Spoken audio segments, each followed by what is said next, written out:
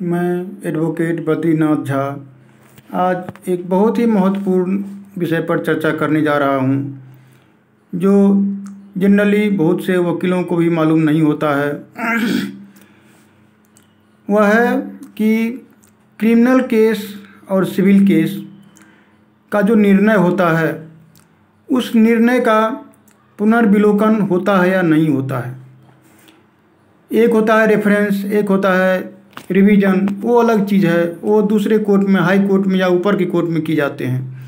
लेकिन एक पुनर्विलोकन रिव्यू होता है, जो जिस कोर्ट ने ऑर्डर किया है उसी कोर्ट में उसके निर्णय को दोबारा सुनने के लिए दिया जाता है कि इसमें कोई कानूनी त्रुटि रह गई है, या ये इस तरह से इसका निर्णय नहीं होना चाहिए, इस तरह से होना चाहिए, कोई ये साक्ष्य था ऐसा जिसके अनुसार इसका निर्णय ये होना चाहिए।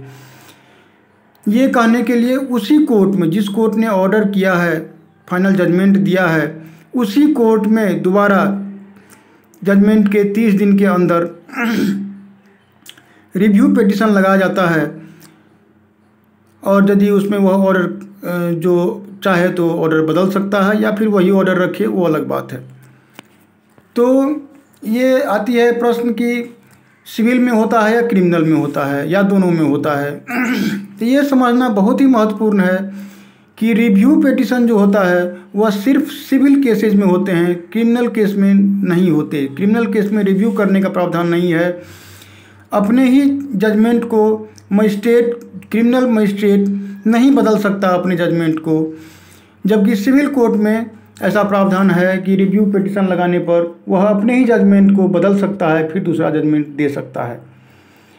तो इसके बारे में सीपीसी में प्रावधान है, सिविल प्रोसीड्योर कोड में धारा 114 में प्रावधान किया गया है रिव्यू का, जिसमें ये कहा गया है कि यदि कोई ऐसा निर्णय है जिसके खिलाफ अपील की जा सकती है, लेकिन जो व्यथित पक्षकार है वह अपील नहीं करता है, और यदि वह चाहता है कि नहीं हम इसको रिव्यू ही करें, तो उसी कोर्ट में, जिस कोर्ट ने ऑर्डर दिया है, उसी कोर्ट में वह रिव्यू का पिटीशन लगा सकता है।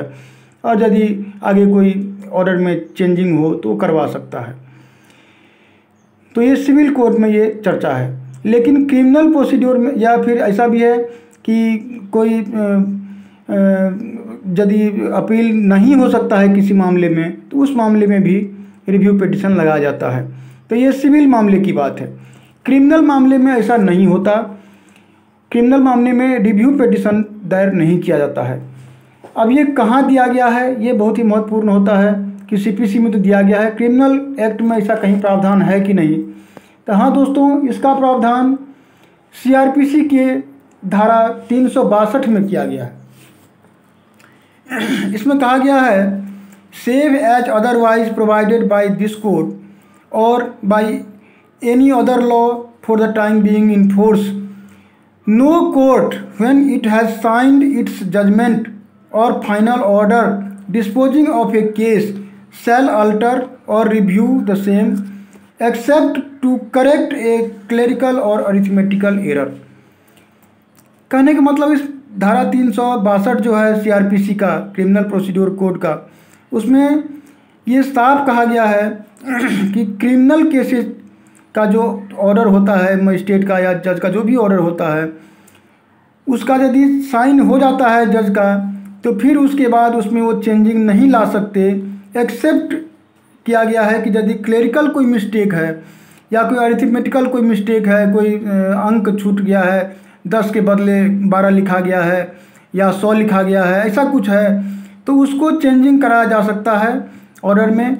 या फिर क्लेरिकल कोई भी मिस्टेक हो, क्लेरिकल हो, कोई अक्षर में कोई गलत लिखा गया हो, तो उसको चेंज करवाया जा सकता है। लेकिन ऑर्डर को चेंज नहीं करवाया जा सकता जो रिव्यू में किया जाता है जनरली। तो इस आधार पर धारा 362 सीआरपीसी के आधार पर क्रिमिनल केस में रिव्यू नहीं हो सकता। अपने ही कोर्ट का ऑर्डर खुद वह चेंज नहीं कर सकता। तो ये बहुत महत्वपूर्ण नॉलेज है जो जनरली बहुत वकीलों को नहीं होता है। जानकारी अच्छी लगे तो कृपया लाइक और सब्सक्राइब जरूर कीजिएगा। धन्यवाद।